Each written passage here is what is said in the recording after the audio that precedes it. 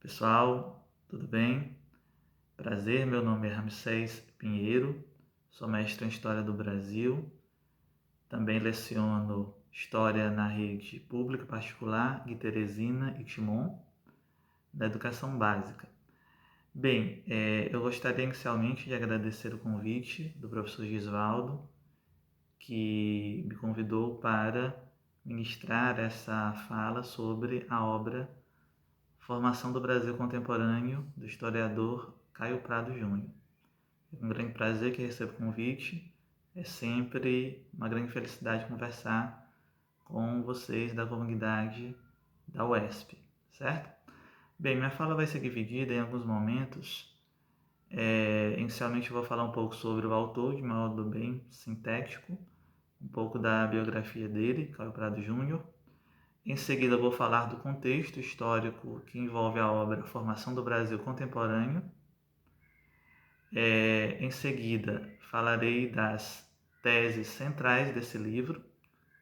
E, por fim, vou destacar um pouco da influência da obra Formação do Brasil Contemporâneo na historiografia brasileira, na historiografia nacional. Pessoal, Caio Prado Júnior, ele nasce em 1907 e um traço muito marcante da sua trajetória é que ele é oriundo de uma família aristocrática de São Paulo, uma família com uma trajetória na cafeicultura que lhe garantiu uma grande acumulação de capital. Então, Caio Prado vem de uma família abastada. Mas, por outro lado, o que nós identificamos da sua trajetória é que ele dedica toda a sua vida a uma causa totalmente diferente daquela em que ele foi gestado, que é a causa dos trabalhadores, é a causa da Revolução Brasileira. Então, a obra de Caio Prado ela é inseparável desse seu caráter militante. Ele nasce nessa família aristocrática, mas a sua trajetória política é marcada pela luta dos trabalhadores, a luta pela Revolução Brasileira. Caio Prado ele se forma em Direito em 1928, na Faculdade de Direito de São Paulo, né, a mais tradicional do país. Nesse mesmo ano, ele já inicia sua trajetória política, filiando-se a um partido ainda existente na República Velha, chamado Partido Democrático, que era um partido do estado de São Paulo.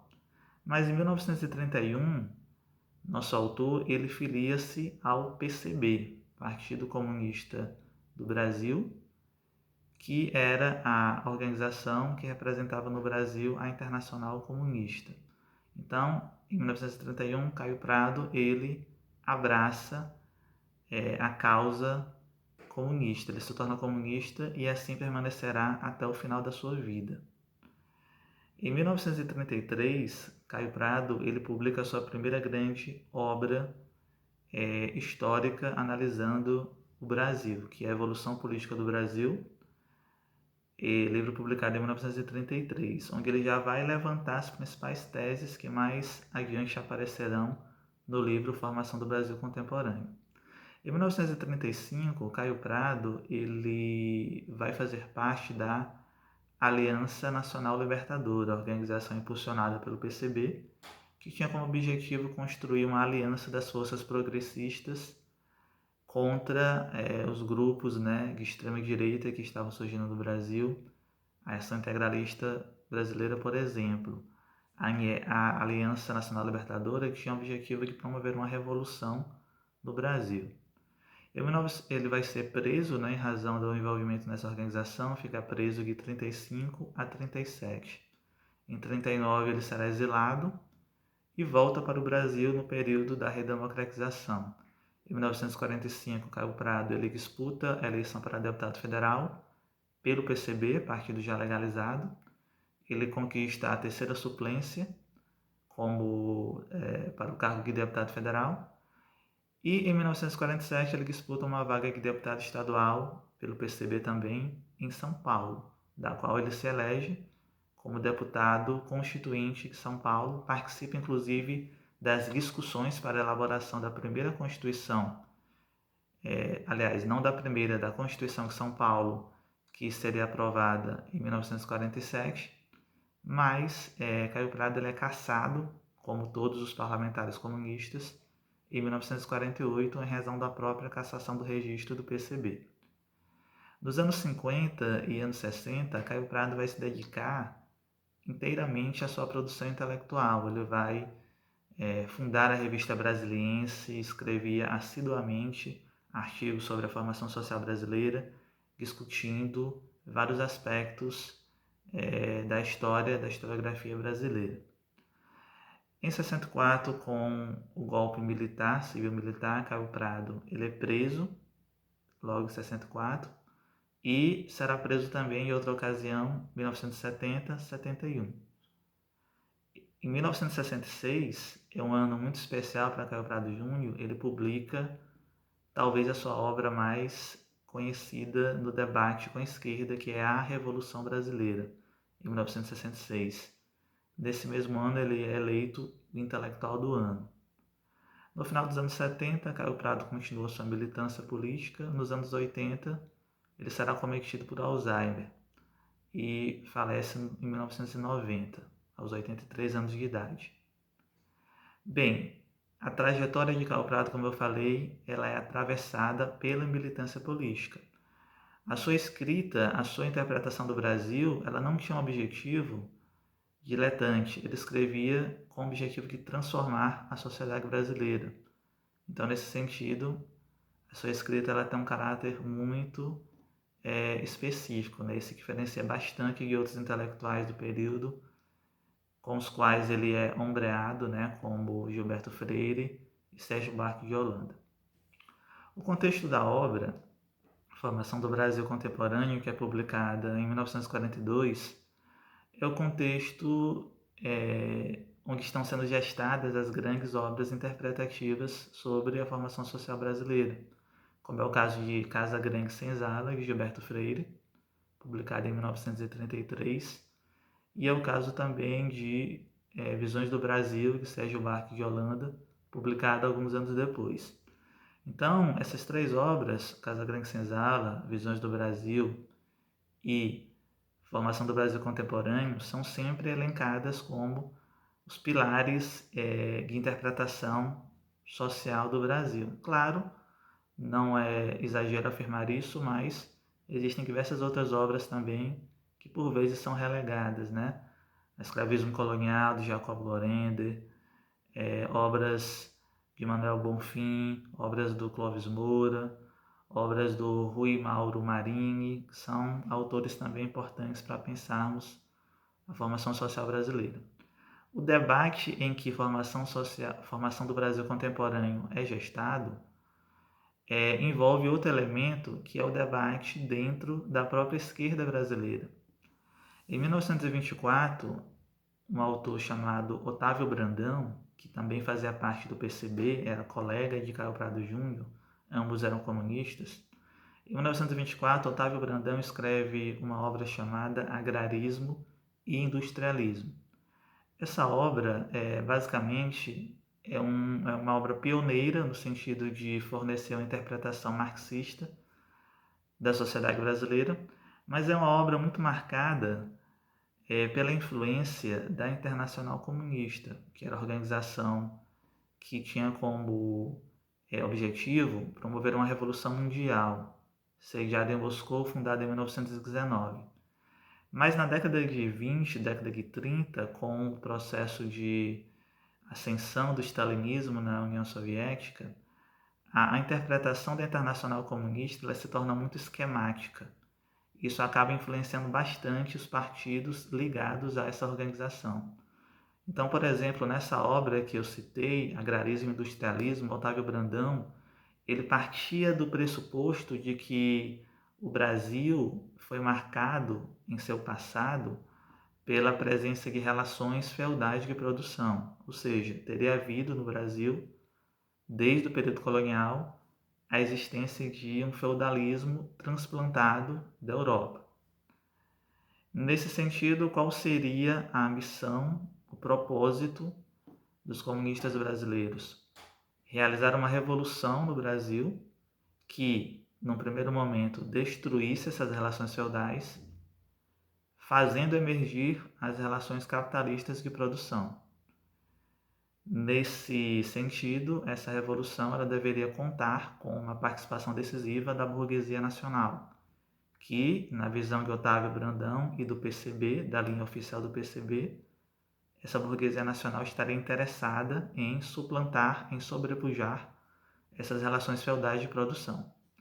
Bem, essa visão de um passado feudal no Brasil tem como base esses autores, esses intelectuais do PCB, mas não apenas eles, né? Diversos outros autores brasileiros também tiveram essa mesma interpretação. Do PCB, ela se tornou uma linha oficial até pelo menos os anos 60, né? Um autor muito também lembrado, Nelson Werneck Sodré, tinha essa mesma interpretação. Essa interpretação, Caio Prado ele vai contestá-la ao longo de sua trajetória intelectual, mas ele não é o primeiro a fazer isso. É importante destacar que no final dos anos 20, dois autores, Mário Pedrosa e Fulvio Abrano, que eram ligados a uma organização trotskista no Brasil, já haviam levantado a ideia de que o Brasil não teve um passado feudal, de que o Brasil sempre esteve imerso em relações capitalistas desde a colonização. Eles escreveram um artigo em 1928, salvo engano, levantando essa tese, que Caio Prado concordará, e essa tese também já aparece em 1933 no livro Evolução Política do Brasil, onde o autor paulista já contesta esse passado feudal e afirma que o Brasil, desde o seu início, esteve marcado por relações capitalistas de produção. Em 1973, Caio Prado defende essa tese, mas ele vai, de fato, desenvolvê-la de modo pleno em 1942 no livro Formação do Brasil Contemporâneo, que é esse que é o objeto da nossa apreciação nessa fala. Eu tenho aqui essa edição da Companhia das Letras, acho que é uma das edições mais recentes, indico ela para quem quiser conhecer a obra. E há uma tese central na obra Formação do Brasil Contemporâneo, uma tese inescapável quando falamos em Caio Prado Júnior, que é a tese, pessoal, do sentido da colonização. Para Caio Prado, há um sentido na colonização brasileira. E aqui eu já faço outro parêntese. Formação do Brasil Contemporâneo é uma obra que se dedica principalmente à análise do Brasil colonial. Inclusive, o título do livro, né, completo é Formação do Brasil Contemporâneo, : Colônia. Em outras obras, como História Econômica do Brasil, Caio Prado ele analisa o Brasil Império, o Brasil República, mas nessa ele se dedica principalmente à análise do Brasil Colônia. E a tese central, como eu estava falando, diz respeito ao sentido da colonização. Qual o sentido da colonização para Caio Prado? Vou destacar para vocês.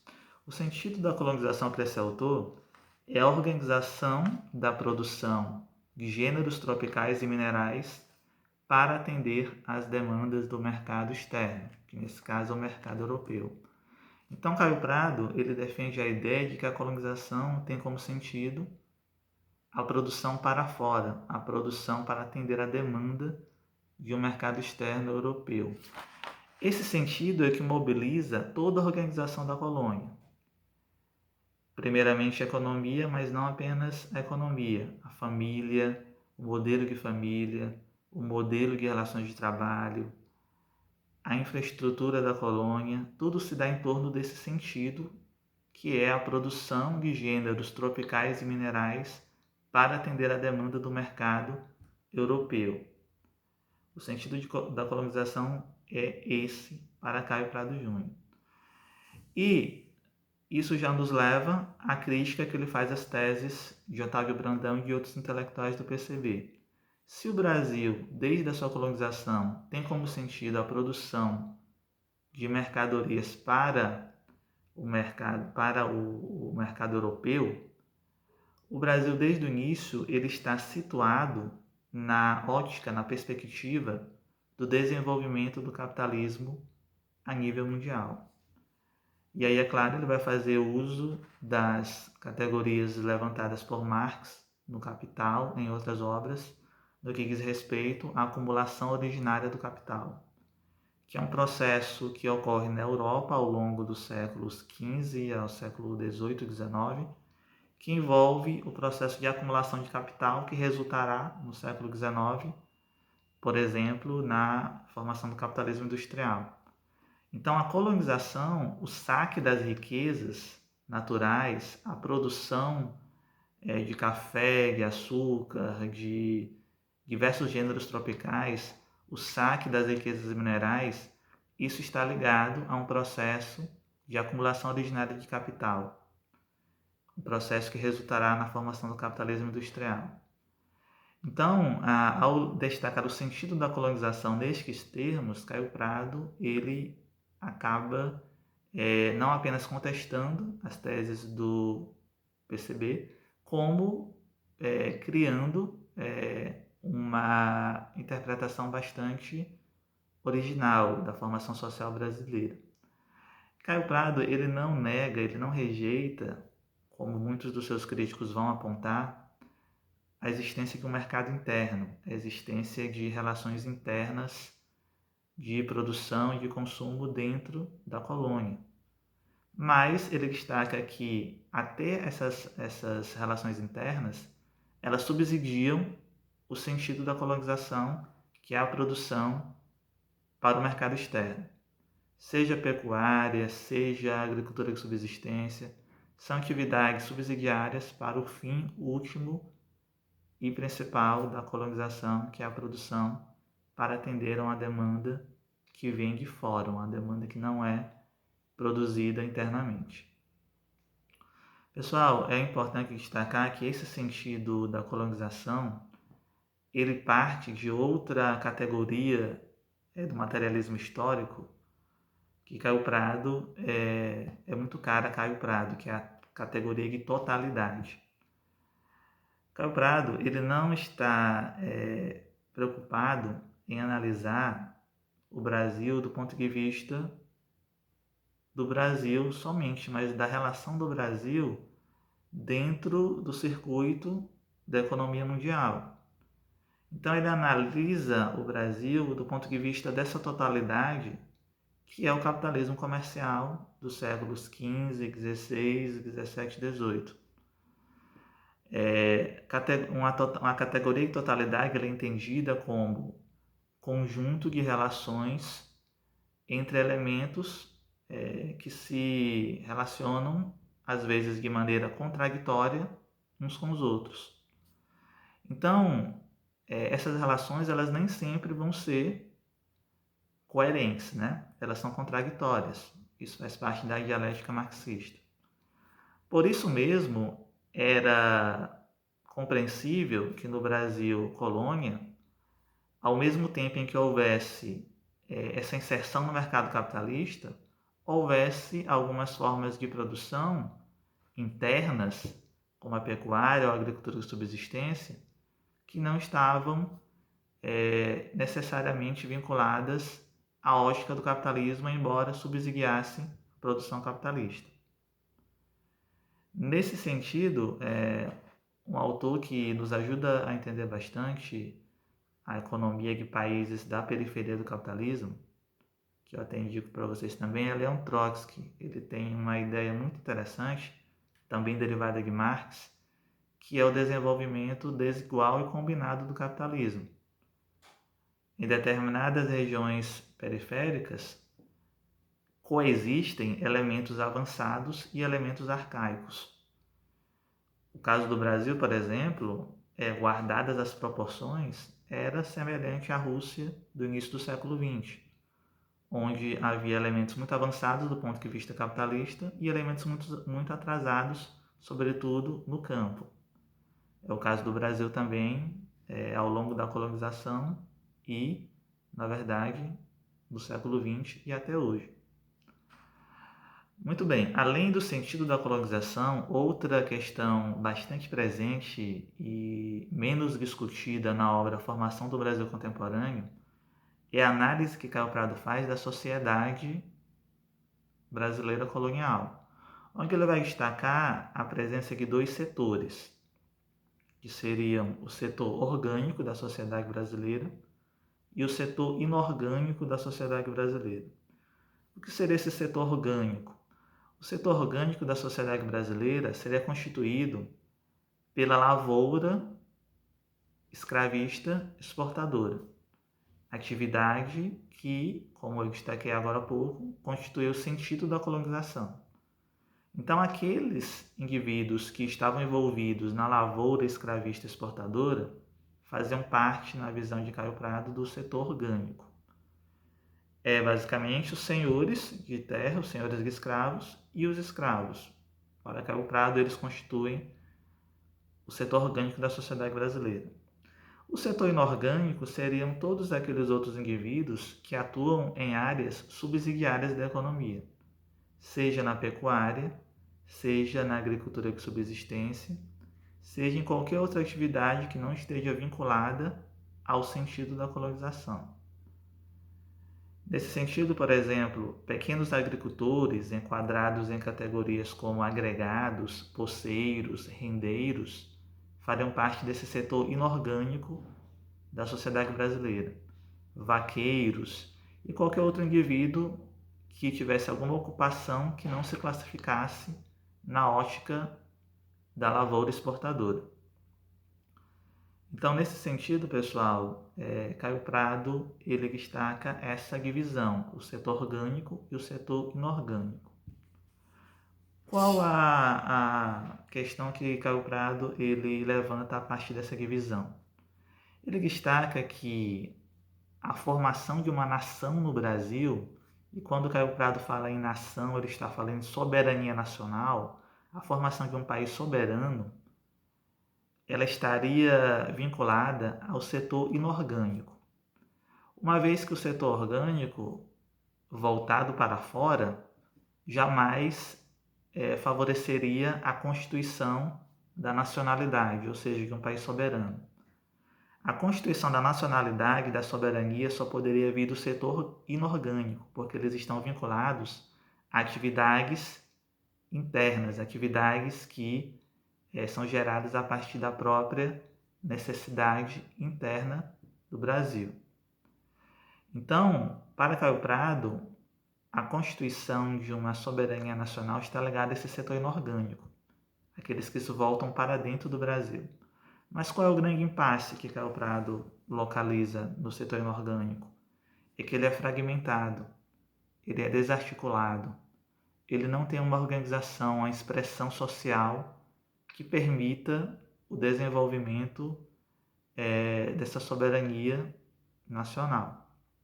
Então, a tese levantada por Caio Prado é que era necessário que esse setor inorgânico desenvolvesse uma forma de expressão social, uma forma de organização que lhe permitisse construir essa soberania nacional, o que envolve a construção de uma unidade nacional, uma unidade no sentido de ligação das regiões, superação de regionalismos, do desenvolvimento nacional, da superação das desigualdades, envolve a questão da cidadania. Então, Caio Prado ele deposita uma grande esperança, uma grande expectativa no setor inorgânico.